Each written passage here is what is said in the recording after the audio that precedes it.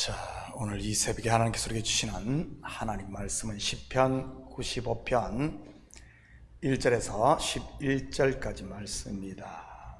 제가 봉독해 올리도록 하겠습니다. 오라, 우리가 여호와께 노래하며 우리의 구원의 반석을 향하여 절거이 외치자. 우리가 감사함으로 그 앞에 나가며 시를 지어 절거이 그를 노래하자. 여호와는 크신 하나님이시요 모든 신들보다 크신 왕이시기 때문이로다. 땅의 깊은 곳이 그의 손 안에 있으면 산들의 높은 곳도 그의 것이로다. 바다도 그의 것이라 그가 만드셨고 육지도 그의 손이 지으셨도다. 오라, 우리가 굽혀 경배하며 우리를 지으신 여호와 앞에 무릎을 꿇자. 그는 우리의 하나님이시요 우리는 그가 기르시는 백성이며 그의 손이 돌보시는 양이기 때문이라.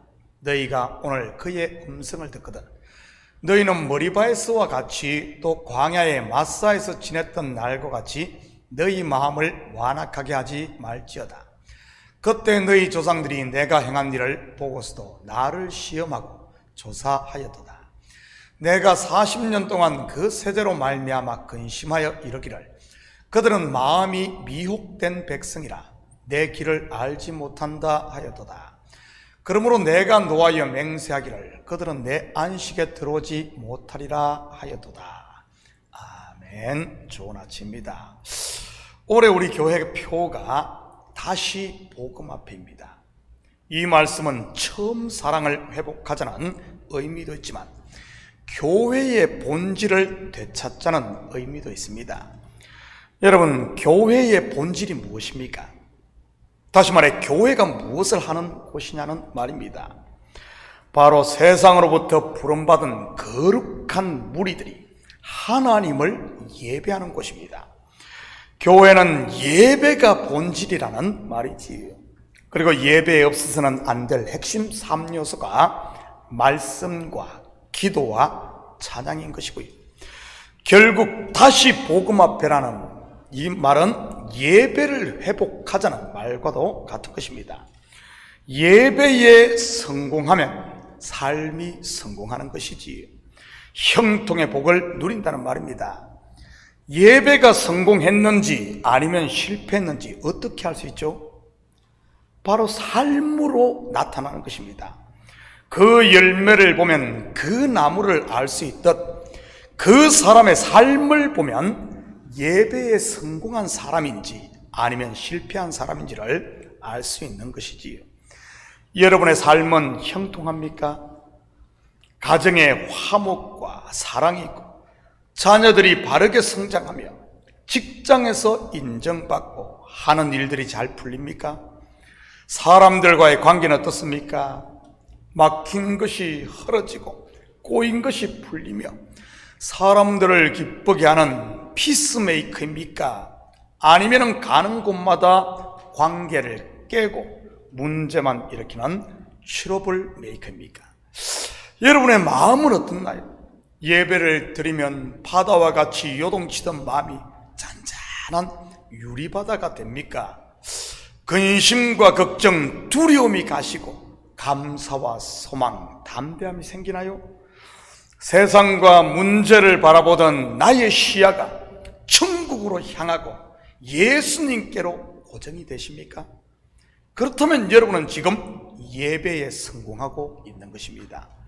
예배의 결과는 삶에서 열매 맺는다는 사실을 잊지 마시기 바랍니다. 저는 요즘 우리 성도들 가운데 많은 분들이 다시 복음 앞에 서므로 예배에 성공하고 있음을 보게 됩니다. 사업이 번창하고 자녀들의 길이 하나씩 풀려 활짝 열리며 생각의 폭들이 삶의 이 지경이 넓어지고 어떤 시련에도 요동하지 않는 믿음의 대장부들이 많이 나타나고 있으니 말이지. 교회에서는 거룩한 척 잘난 척 아무리 해도 삶이 풀리지 않는 것은 마치 잎만 무성한 무화과나무와 같은 것입니다. 예수님 당시 바리새인들과 서기관들 그리고 나름 잘났다는 유대인들이 그랬지 않습니까? 열매 없는 무화과나무 아무짝에도 쓸모가 없는 것입니다. 우리 주위에도 보면 무화과 나무들이 꽤 있지 않습니까? 정은에 보면 말이지, 열매 빼고는 얼마나 볼품없습니까? 꽃이 아름답습니까? 아니면 나무가 튼튼합니까? 땔감 외에는 아무짝에도 쓸모가 없는 것이 이 무화과 나무입니다. 오늘 본문은 바로 우리를 예배로 초청하고 있는 시입니다. 오라, 또 오라고 하고 있으니 말이지, 같이 살펴보면서 어떻게 예배에 성공적인 삶을 살 수 있을지 공부해 보도록 하겠습니다. 1절, 2절입니다. 오라, 우리가 여호와께 노래하며 우리의 구원의 반석을 향하여 즐거이 외치자. 우리가 감사함으로 그 앞에 나가며 시를 지어 즐거이 그를 노래하자. 오라, 바로 초청인 것입니다. 다르게 말하면 콜링인 것이고요. 선악과를 따먹고 자기의 벌거벗음이 드러나 두려워 나무 뒤에 숨어있던 아담과 하와, 하나님께서 부르십니다. 오라, 아담아, 아담아 하고 말이지. 길 잃은 양을 목자가 어떻게 찾습니까? 이름을 부르며 찾는 것입니다. 사실 알고 보면 이 새벽 예배의 자리에 나온 것도 하나님의 초청이 있었기 때문인 것이고요. 혼인잔치 비유에도 보면 먼저 주인이 초청을 하지 않습니까? 그냥 초청만 하는 것이 아니라 예복까지 보내서 말이지. 영적으로 보면 이 예복이 무엇이겠습니까? 의의 세마포시요 그리스도의 오신 것입니다. 주인의 초청과 예복을 입을 때 혼인잔치의 맛을 볼 수 있는 것이고요. 그렇다면 예배에 초청되었으면, 다르게 말하면 혼인잔치에 들어왔으면 무엇을 해야겠습니까? 우리 구원의 하나님을 노래해야 하는 것입니다. 바로 찬양 말이지. 그런데 찬양의 포커스가 누구에게 맞춰져 있습니까? 바로 여호와 하나님인 것입니다. 성공적인 예배는 하나님만이 찬양을 받으시고 하나님만이 영광을 받는 예배인 것이지, 사람이 찬양받고 사람이 영광받는 게 아니란 말이지. 가끔 보면 세상에서 인정받지 못하는 사람들이 교회에서 인정받고 대장 노릇을 하려고 하는 사람들이 있는 것을 보게 됩니다. 그게 될까요? 절대 안 되는 겁니다. 왜냐하면 하나님의 교회는 사람이 드러나지 않는 법이니까요. 그래서 교회에서 내가 중심이 되려고 하고, 내가 칭찬 들으려고 하고, 내가 찬양 받으려고 하면 할수록 수치만 드러나게 되는 것입니다. 제 이야기가 아니라 성경이 그것을 증언하고 있지 않나요?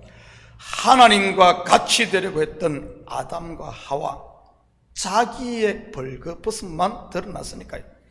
저는 우리 식구들이 오직 하나님 말을 찬양함으로 예배에 성공할 수 있기를 축복합니다. 그리고 찬양은 감사한 마음으로 해야 하는 것이고요. 3절입니다. 여호와는 크신 하나님이시요 모든 신들보다 크신 왕이시기 때문이로다. 여기서 모든 신들보다 크신 왕이라는 말은 무엇을 염두에 두고 하신 말씀이겠습니까? 애굽의 신들을 염두에 두고 한 말인 것입니다. 진짜 신이 아닌 애굽인들이 섬기던 우상들 말이지. 애굽에 내린 10가지 재앙이 바로 이 애굽의 우상들에 대한 심판이었던 것입니다. 그리고 애굽인들이 섬기던 신, 곧 우상은 알고 보면 하나님과 같이 되고자 하는 인생들이 만든 탐욕, 자기의 배였던 것이고요. 자기의 배를 신으로 섬기는 것 말입니다. 애굽에 내린 10가지 심판, 누가 참 하나님이라는 말입니까? 오직 이스라엘을 구원하신 하나님만이, 여호와 하나님만이 참 하나님이라는 말입니다. 여러분은 지금 어떤 하나님을 섬기고 있습니까?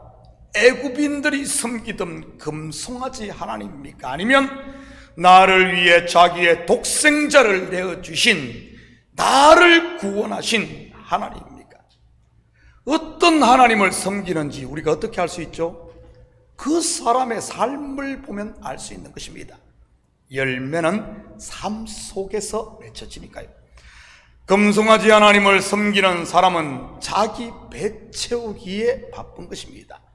반대로 우리를 구원하신 하나님을 섬기는 성도는요, 과감히 자기를 내려놓고 또한 내어주는 것이지, 움켜쥐는 야곱의 삶이 아닌 이러면 이러리라 내려놓는 이스라엘의 삶 말입니다.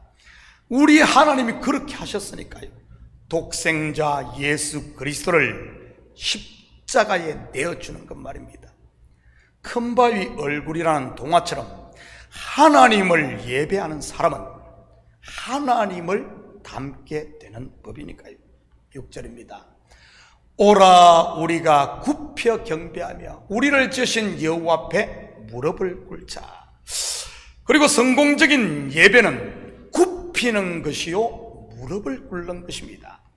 벼가 익으면 익을수록 머리를 숙이듯이 신앙이 성숙한 성도도 마찬가지인 것입니다.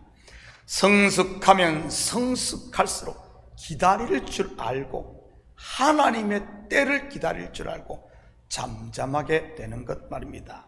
빈수레가 요란하다는 우리 속담처럼 신앙이 미성숙한 사람일수록 시끄러운 것이고요, 한마디로 하면 하나님을 몰라서 그런 겁니다. 몰라서.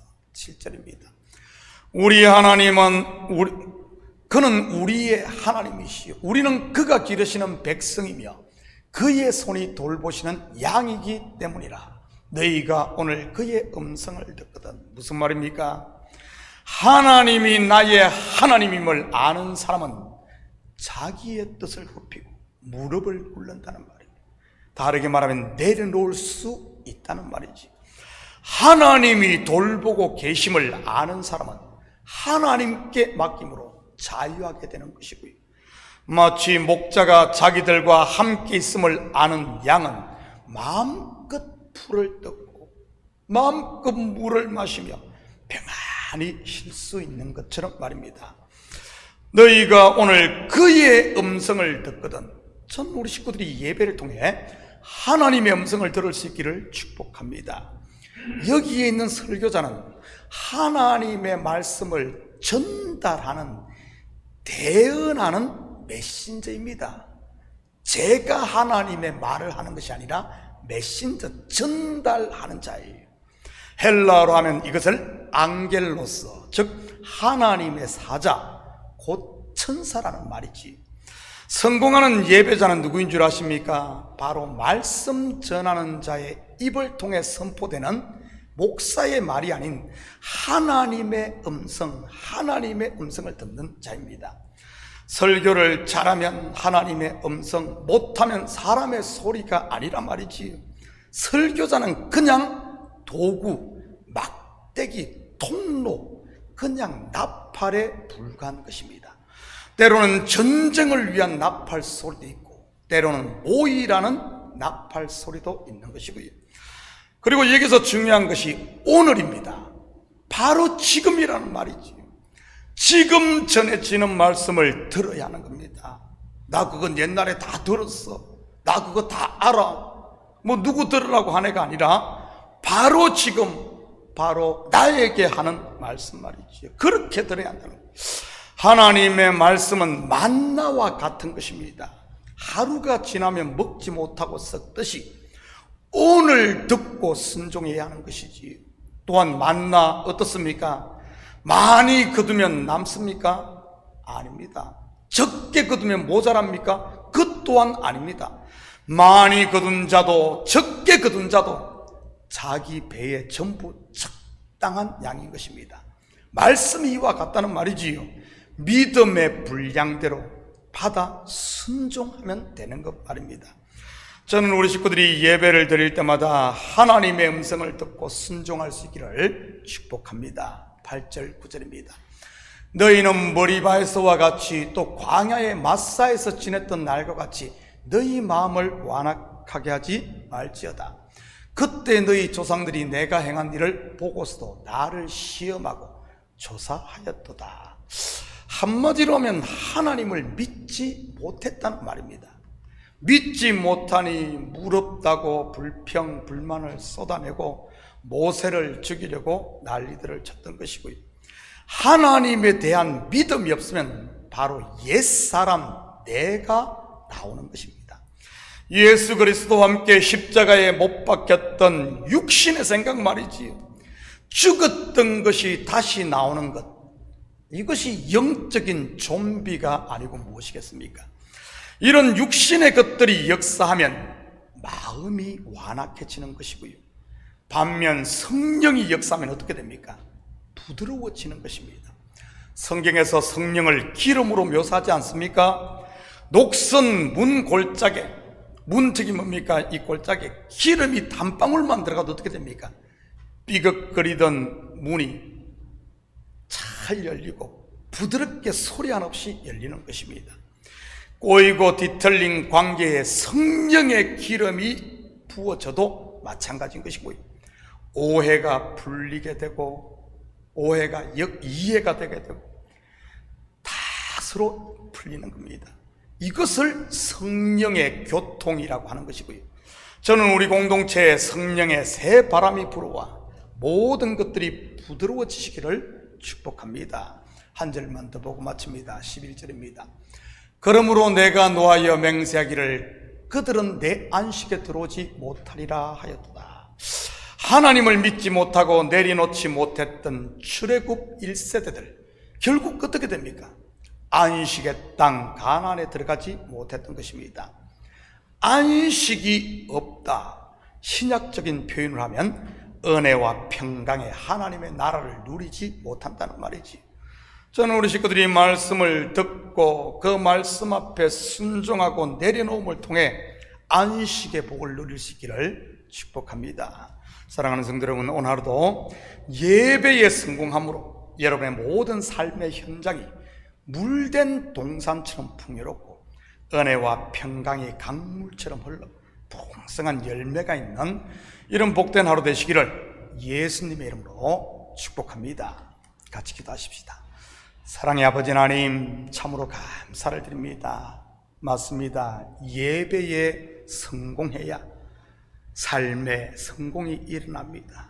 우리 하나님, 예배를 통해 온전히 하나님만을 찬양하며 하나님께만 영광 돌리고 하나님의 말씀을 들음으로 그 말씀 앞에 나를 복종시켜 나는 없고 하나님만 있는 내가 그 안에, 그가 내 안에 온전히 아버지 하나님, 하나님의 거룩하심처럼 우리도 거룩함을 닮아 이제는 우리의 삶의 현장에 은혜와 평강이 있고 감사가 있고 형통이 있고 하는 일마다 잘 되어지는 이런 아버지 하나님 복을 누리게 도와주시옵소서.